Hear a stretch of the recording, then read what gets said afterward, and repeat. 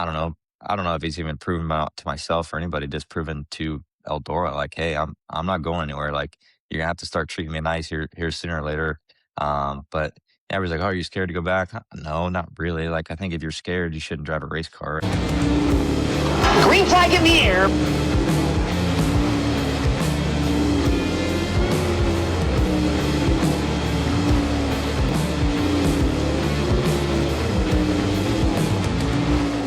Hey everyone, welcome back to Hot Lap with Landman. It is a new year. It's 2026. Took a couple weeks off over the holidays, but I'm excited to get going again here with this year's stuff. First guest of the year is going to be Tyler Courtney, otherwise known as Sunshine. He's going to be coming to us from Tulsa, Oklahoma, where he's down doing some coverage at the Chili Bowl, working for Flo a little bit, doing post-race stuff. And it's going to be fun to listen to him a little bit here. So let's not wait around any longer. Let's get Tyler in here and see what's happening down in Tulsa. All right, everybody. So here we are back with Hot Lapping with Landman and our first episode of 2026. And none other than Tyler Courtney. And Tyler, needless to say, you've been pretty busy the last 5 or 6 weeks.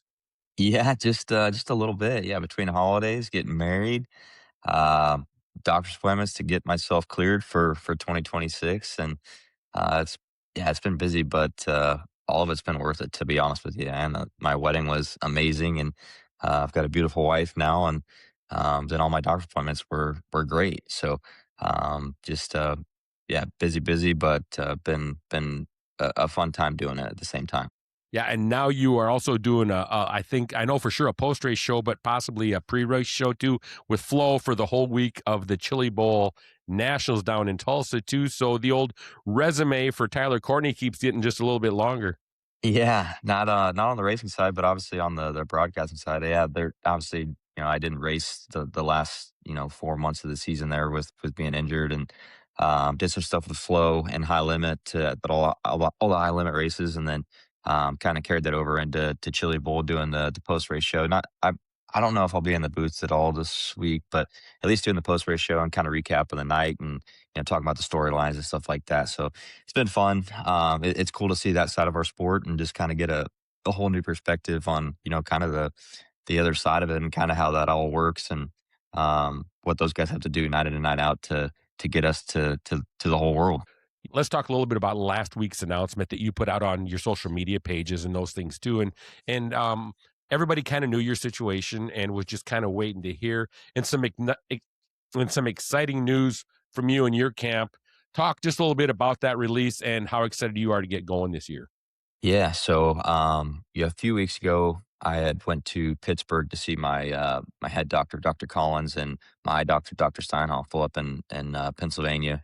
Steinhoffel's in Pittsburgh, and then no, sorry, Steinhoffel's in Kit Tanning, and Dr. Collins was in Pittsburgh, and they both cleared me. Then I was just waiting for my ortho doctor, which is my back doctor, in Iowa City at the University of Iowa, and she cleared me last Friday, and so that makes me 100% clear to start racing again. And yeah, so I was able to make that announcement. And our first race is going to be January 29th with the ASCS at Volusia for the 360s that week before the Outlaws start at Volusia.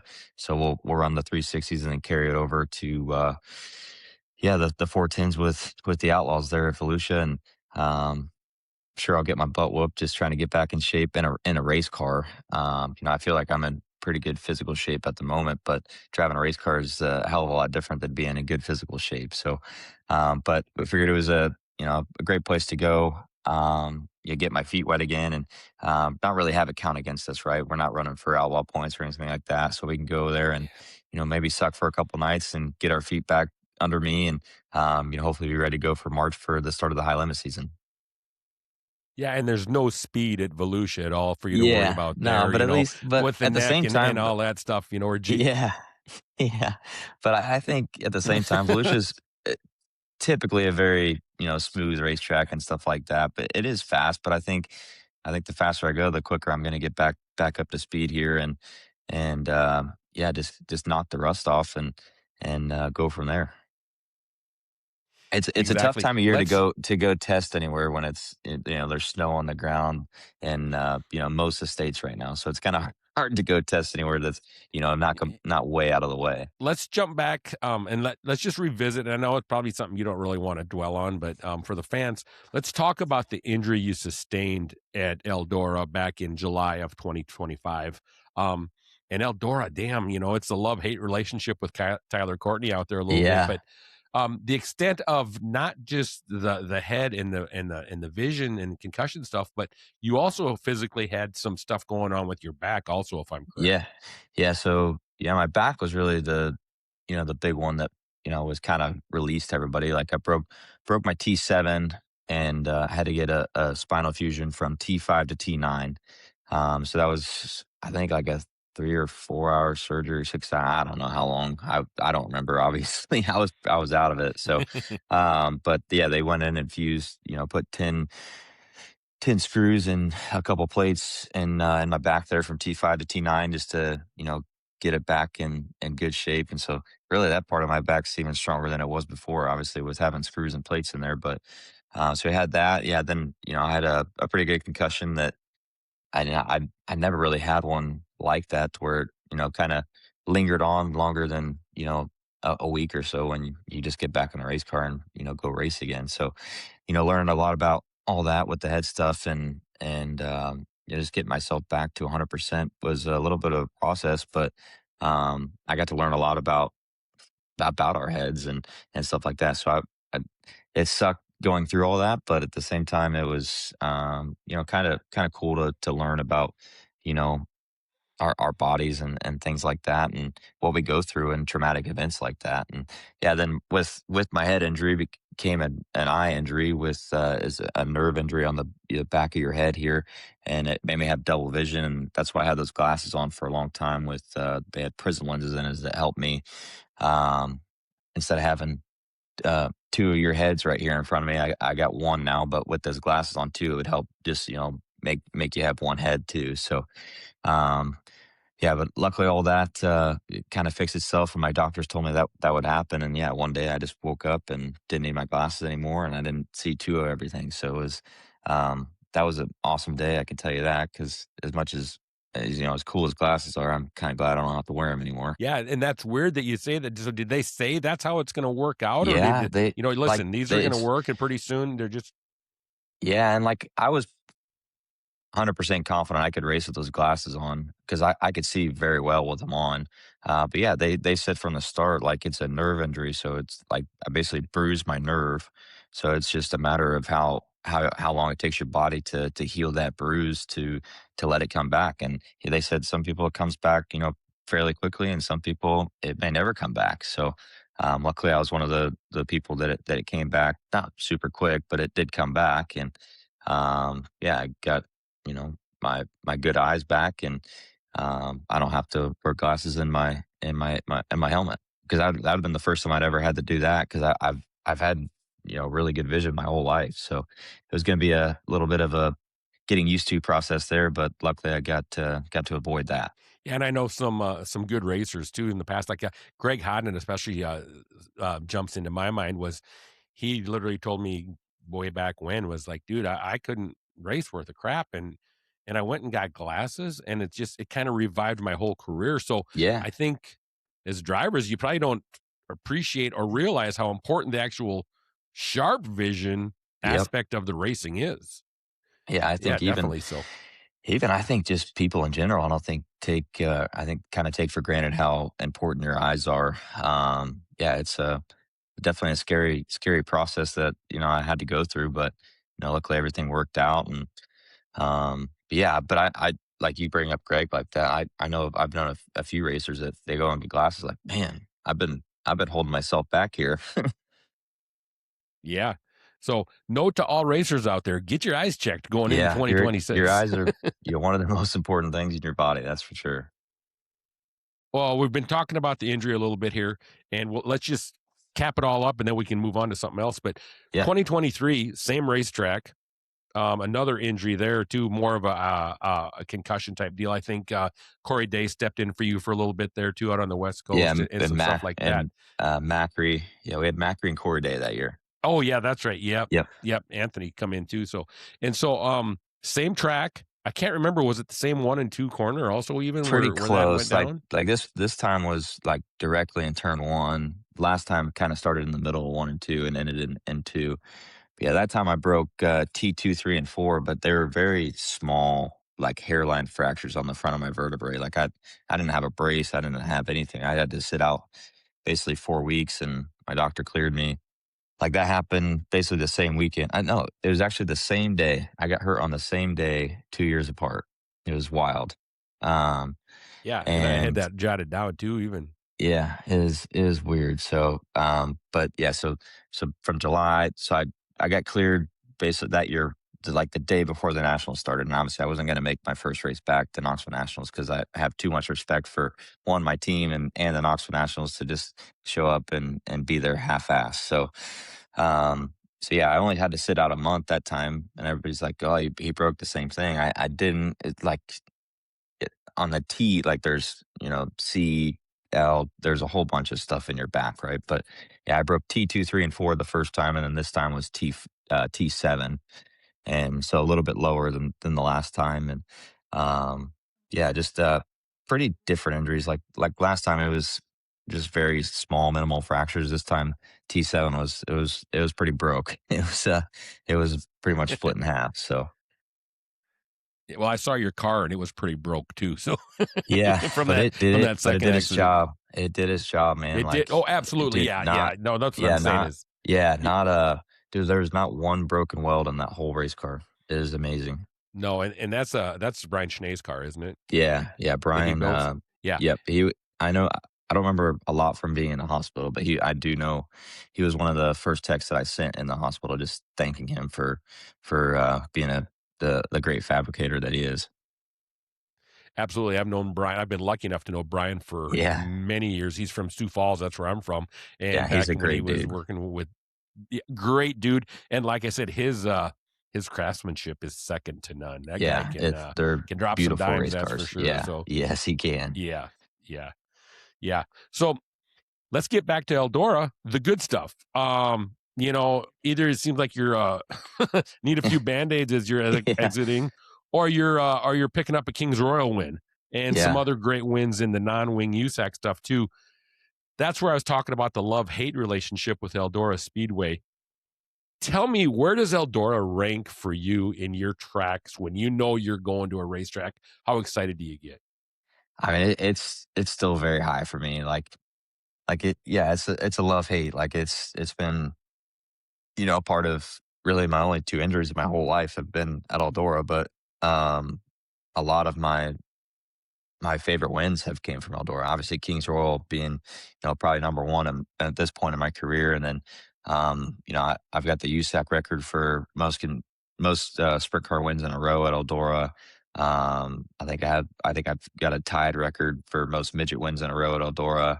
I love going to Four Crown, like just really anything you get to do at Eldora is amazing, and it's still a place. If you go win there, then you're putting yourself in the history books alongside all the greats of our sport. So I love the place. Yeah, it's hasn't treated me so well the last couple of years, but it just makes me that much more excited to get back there and just I don't know. I don't know if he's even proven out to myself or anybody, just proven to Eldora, like, hey, I'm not going anywhere. Like, you're gonna have to start treating me nice here sooner or later. But everybody's like, oh, are you scared to go back? No, not really. Like, I think if you're scared, you shouldn't drive a race car. And no, I'm honestly excited to go back. Like Aaron obviously got hurt. He got to go back and kind of, redeem himself there at Four Crown. And yeah, I think I'm excited to do that. And I just love the crowd of Eldora. The events that we get to do is just really second to none. And yeah, they just do such a great job with that place. And I know that the track wasn't where they wanted it last year, and I know that they probably haven't done anything but work on the racetrack since the last race of the season there. So, um, and I don't expect anything but that place to be even better than it normally is come this season. Yeah, I would agree with you 100% there.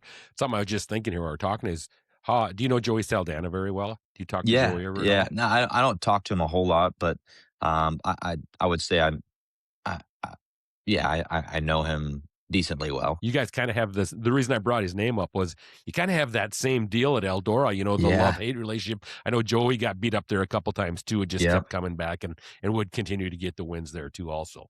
So Yep. that's, yeah, that's cool. So that's the only reason I just thought is, and I know he's right down in Indiana. So real quick here, you're an Indiana guy, but I believe you're calling Iowa home now. Is Yes, that true? sir.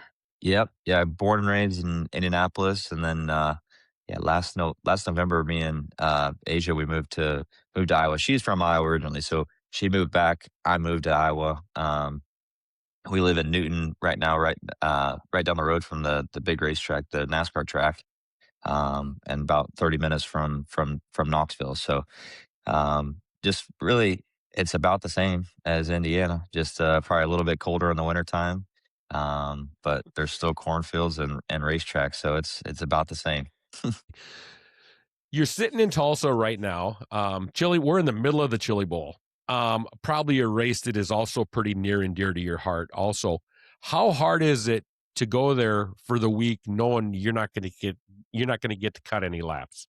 It's tough. I would say it's tougher right now. I feel like a fish out of water because I don't have, like, a home base. Like, I'm not racing for anybody, so, like, I don't have, like, a trailer to go, sit down in or do anything like that, and so just kinda bouncing around everywhere is different. I've never really done that at the Chili Bowl, so, yeah, it's definitely I wouldn't say it's been super hard just to sit here and watch them instead of racing because 'cause I've unfortunately had to do that the last 6 months, so I feel like I can wait a couple more weeks before I get to race again, and at the same time, getting to watch here as a fan is exciting. The Chili Bowl's exciting from the start of the night to the end of the night, and from the start of the week to the end of the week. And but yeah, I will definitely I will not be in a race car when I come back here next year. That's for sure.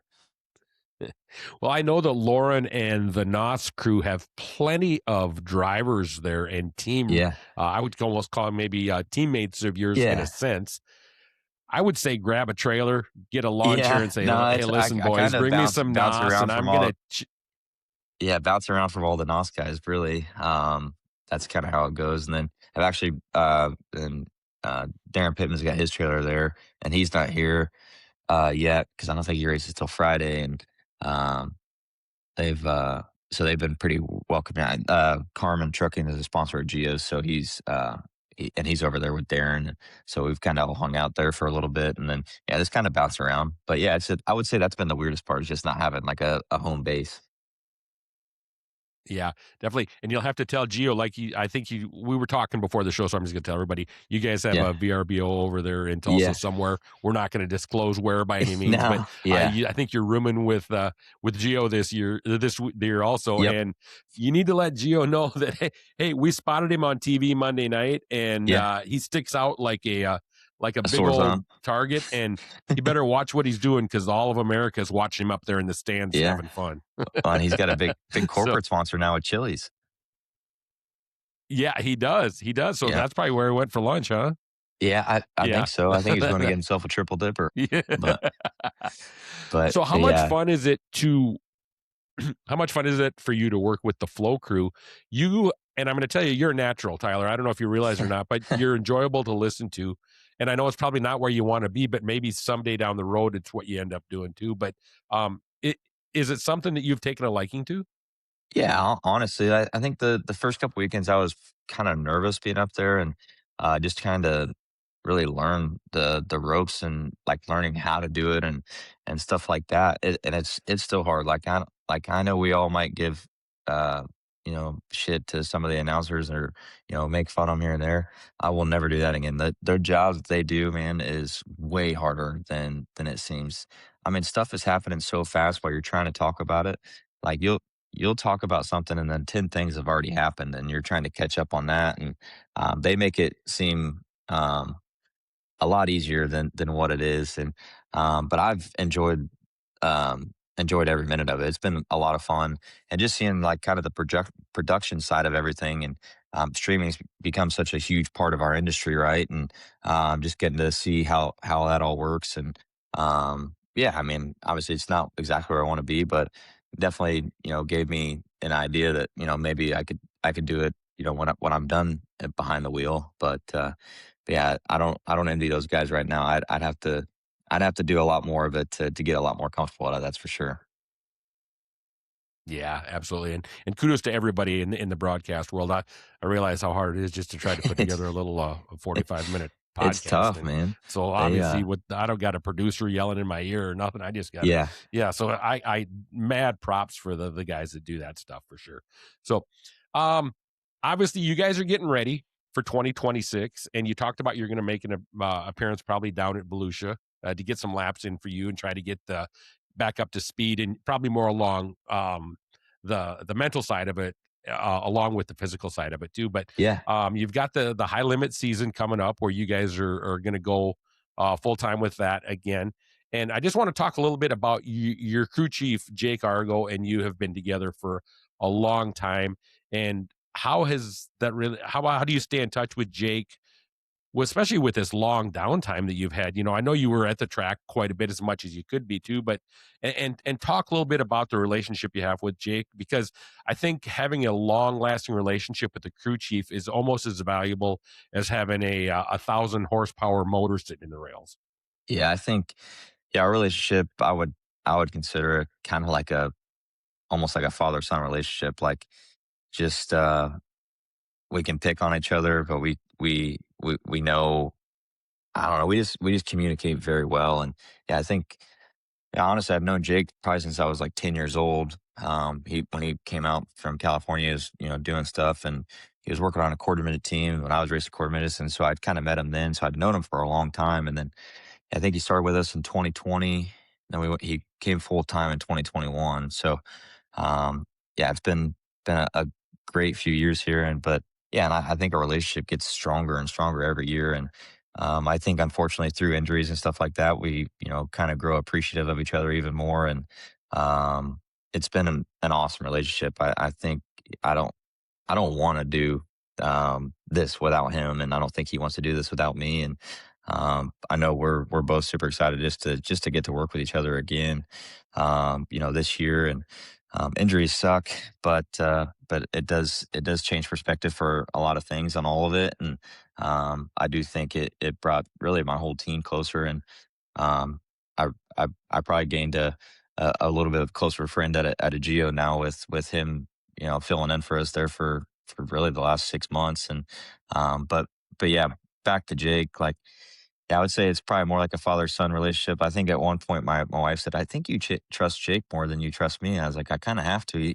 I'm putting my life in his hands with that race car underneath me." So, but yeah, it's just we just have a really good camaraderie. Like, we don't really like, there's times he'll tell me that I need to sack up or stuff like that. And if he's telling me that, because he's not a very, talkative person, if he's telling me that, then I know I really need to go out there and step it up. So just understanding each other like that goes a long way. A lot of people know that you came from the non-wing world. You cut your teeth, and you did very well in with USAC in the midgets, the non-wing sprints, and I think you ran some Silver Crown stuff too. But you made that decision to go winged racing, and there was obviously probably more than we would ever know as to what makes a person decide, "Hey, listen, I'm really successful here," and I know you would never toot your own horn when you say that, but let's just look at the facts, and the results back that up. But what makes a person say, "Listen, I want to go winged racing and make a career out of that for a while"? Yeah, I think us collectively as a team, like, we had set our goals in the USAC world to win the major championship and the sprint car championship, and we went and did those things. And for me as a race car driver, like, getting to accomplish those things was amazing. It's things I probably never thought I'd get to do, and then I finally did it. And I'm like, man, there's like, I love wing racing. I think, like, just looking at the landscape of sprint car racing where it was going, the wing racing was, on a upward trajectory, and it's still, climbing up. And I wanted to go see if I could do it. And I think I think it was just a local race, but we won the first night out. And we're like, oh, I guess we're gonna go do this. And then, so that was 2020. And then 21, we went and did the All Star thing and won 8 or 9 races. That first year we won 8 or 9 races, Kings Royal, the championship, and we were kind of sucked in after that. But it was and like the only thing that sucks about having that good of a year the first year is you kind of let yourself down the next year because you think, all right, man, we can go do this every year. Well, it does not happen every Yeah. year. I can tell you that. So, but yeah, it The was. I expectations think it come was pretty just. high then, yeah. I think it was just. We had reached what we wanted to do in the USAC world and nominating world, and we wanted to take that next step to kind of cement ourselves in the sport in a different position. And naturally, wing racing was the platform for us to do that. And yeah, I'm super glad we did it. Like I love wing sprint car racing. I I love getting to do really both, like, you get to win an outlaw show or a high limit show. Like, I just love great competition across the board. Like, and I think wing sprint car racing right now is probably one of the most competitive versions of motorsports right now, from top to bottom. And I love every minute of it. Yeah. Well, I was watching the Chili Bowl. Well, of course, who's not watching the Chili Bowl Yeah, if you're a race everybody's watching fan right Chili Bowl now right in the now. world? But something that I'm pretty confident in, so I'm going to throw it out there. But and I think it's something you and me may have talked about in the past. Do you have a twin brother? Yes, sir. Yep. Yeah, Tell us a he little bit. raced Is it? Go ahead. Taylor. Yep, his name's Taylor. He raced here on Monday. So I'm Sunshine, right? They call him Moonshine, naturally. But yeah, he only races maybe 2, 3 times a year now. But he works full time for Johnny Herrera on his sprint car team. And I think this year they have Reese Moran driving for him. And I think they kind of they have a kind of an outlaw schedule. They go from high limit outlaw schedules to really a lot of time in Knoxville getting ready for the nationals and stuff like that. And they go to Huset's. But yeah, he's my twin brother. His name's Taylor, so not super confusing at all. Taylor and Tyler. But we have two different birthdays. He was born at 11:30 on April 22nd, and I was 1:30 in the morning on April 23rd. So we're twins with two Oh, different that's birthdays. crazy. Yeah. Yeah. So yeah, that's that's funny. I didn't know that. That's interesting stuff. So what possessed or not possessed, but what's the difference? Did he want to race like you did, or did he just not to seem have as much interest? Um, it was I think it was just timing, really. Like, I don't know, like, yeah, like I really wanted to go racing. And but like I took a couple years off really from full-time racing and went and worked for Brian and Tim on that. My brother kind of took a different route on that end. And really, after those couple years of racing with Brian and Tim on the midget and sprint car side, I found a way to get my own sprint car and kind of make it on my own on that end. He kind of stayed the working on cars route and really kind of almost took himself out of a race car.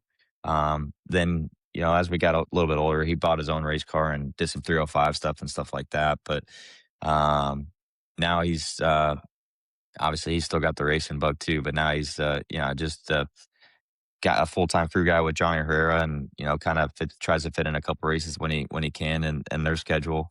But yeah, honestly, when we were growing up, he beat me all the time, and he was a good race car driver. It's tough to stay a good race car driver if you're only racing a couple times a year. Tell me about the relationship you two have when you do get to run across each other at the racetrack. Do you guys try to get parked by each other, or do you like to stack some crap on each other, or is it pretty much Yeah, all business? I mean, it's a lot of whole business. But he'll, like, even if we're not parked next to each other, we kind of make sure we get to see each other or say hi or anything, give each other shit, and it's mostly shit all the time. Um, Yeah. but no, it's been cool. Like, for a few years there, he wasn't on the road, so I didn't get to see him much. But yeah, this last year was him being on the road quite a bit with Johnny, and them getting to hit a lot of high limit races. We got to see him a lot. I would say so. He moved to Texas when we were 20. So we spent 20 years of our lives, every day together. So we kind of got sick of each other. And then you get about 5 years of not living with each other every day. And then you kind of realize that you kind of miss the person, and you kind of grow closer in that way. And I would say we'll be 32 in here in April. I would say in the last 4 years we've kind of grown back to being really good friends and more than just brothers. Yeah, that's cool. I gotta ask also too, you got the name Sunshine and he's got the name Moonshine. Tell me Yeah. where the name Sunshine originated from. Yeah, so I mentioned that I worked for, Brian Claussen and Tim Claussen there from 2010 to and 2011.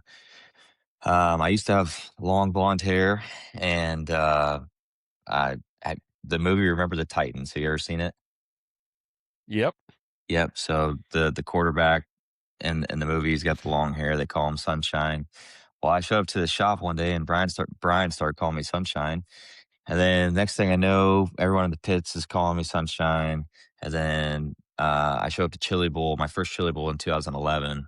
Um, they I showed up and they had Sunshine on my name visor. I got to run for Brian and Tim that year, and they put Sunshine on my name visor. And pretty much from there on out, man, I was Sunshine. I think more people know me as Sunshine than actually, like, I don't think some people know my actual name. No, and that's yeah, and that's why I asked. It's like, Yeah. there's always a good story behind where a nickname came from. Yeah. And Another thing, obviously since you it brought it was. up, and Yeah, sorry, I was just gonna go say, ahead. like, obviously, it's cool to get a nickname, but, for it to come from, a guy like Brian and obviously, losing him, this will be, we lost him 10 years ago, which is insane in itself. But just being able to share that moment and have that story with him, makes it even better for me now. Tell us a little bit, and I'm lucky enough to be one of the few that knows about it, but the friendship you had with Brian Claussen and also his father dad, but I assume you're probably closer with Brian, and the history that you two had and how you got to know each other, and probably how he helped you propel yourself a little bit also in this sport. Yeah, I think yeah, I mean, I showed up to their shop in 2010 and just kinda said that somebody's ringing our doorbell. Um, but, That's all right. um, Maybe it's pizza. yeah, Gio I probably hope ordered so. pizza out. But yeah, I showed up there in 2010 and, I showed up and said, "Hey, I want to be a race car driver." And he's like, "Okay, well, how much money you got?" And I said, "I got zero money." So, showed up there and, worked with him for, 2 years and just kind of just learned everything, man. And, I didn't even really know that you could make a living being a dirt driver until really those 2 years. And, getting to go up and down the road with them. And man, we won a lot of races those couple years with Brian, and it was just awesome and kind of just turned my whole perspective from trying to like really killing a NASCAR dream or anything like that, but just kind of growing the love for dirt racing and be like, man, I can make a living doing this and have a lot of fun doing it. And so yeah, like did that, and then started working on my own career after that. And Brian was always a constant in that whole process, and Tim as well, really. And then obviously when we lost Brian, and they started um, CMR. I felt like I was a natural fit for me to go there, and um, yeah, at that point, I'd already kind of started making my own path, and then obviously when we started that, kind of it, was kinda, just a great timing for both of us and, obviously a terrible time for all of us, but, like, for me to get linked up with, kinda the people that helped me start my career was amazing. And, yeah, I think now this year going into, my 10th year with CMR.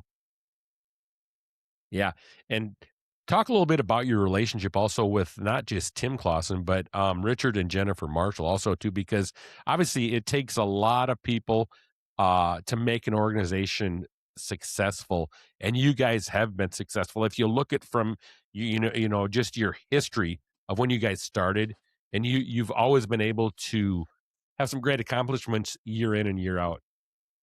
Yeah, I think Richard and Jennifer, yeah, they obviously didn't know much about me in 2016 or 17 when we started this, and um, but now yeah, so that relationship has grown, immensely over the last 10 years, and they're some of the best people I know, and they do a lot behind the scenes in our entire sport and really in our world, that doesn't get talked about, and they don't want it to get talked about. They're just the kind of people they are. They're just great people, and yeah, I definitely wouldn't be in the position I'm in without Richard and Jennifer.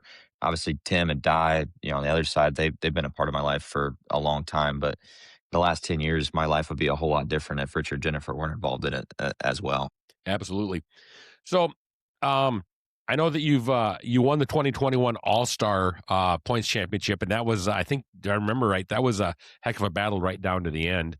But Uh, then yeah. you come along and you did some racing out and around there. But now you've joined up with the High Limit Series too, and tell us a little bit about working with the High Limit deal, the charter thing, and the things like that. Where you see that going in the future. Yeah, so obviously, like, I'm probably in a different position here because, like, I know I've never ran the Outlaws or anything like that. So, like, I don't look at it as a big, like everybody wants to make it a rivalry. I don't look at it that way. I think there is No, yeah, there is room for two things to be happening in our sport, and for us as a team, we were coming off All Stars, like the high limit was a thing that looked intriguing for us as a team, and it has been.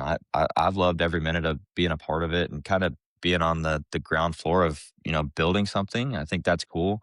I have all the respect in the world for the World of Outlaws. Like I don't like that's where I think I'm different when it comes to like I don't look at it as a rivalry. I think it's just like I don't show up to an outlaw race any different than I show up to a high limit race. Like I want to win either one of those. So that's how I look at it. But just yeah, being a part of high limit and kind of help build it. And yeah, we have the charter system now, which was kind of the intriguing thing for us as a team.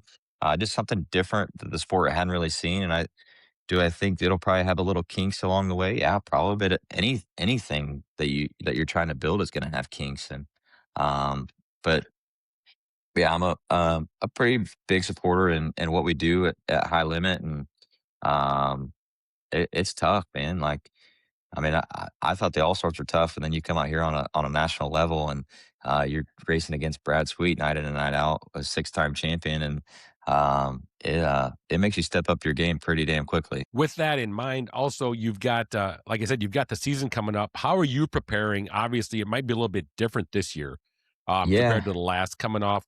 But do you feel good physically? Or are you in the gym a lot? Staying away from the nachos and yeah. So the adult yeah, beverages, things along those lines. Or yeah. So what's the really preparation look like? really up until this past week, I've had physical therapy like through all that. Like I do physical therapies now. I'm back on my own. They gave me some workouts and stuff, and then so yeah, like now I'll be back. I'll be in the gym by like really by myself and do those things. That's really about it to prepare. I do some iRacing stuff and a little bit of here and there on that, but and I love iRacing. It's just not exactly 100% like comparable to a real race car. I'm excited to feel 410 cubic inches underneath me again. I'm really ready for that, and just to get back in a race car, man. That's what I'm excited for, and yeah, I'm sure I'm gonna have some dust to knock off, but I don't know. I feel like anytime I've ever taken a break from a race car, it's just like riding a bike and getting back on. It's just a really fast bicycle.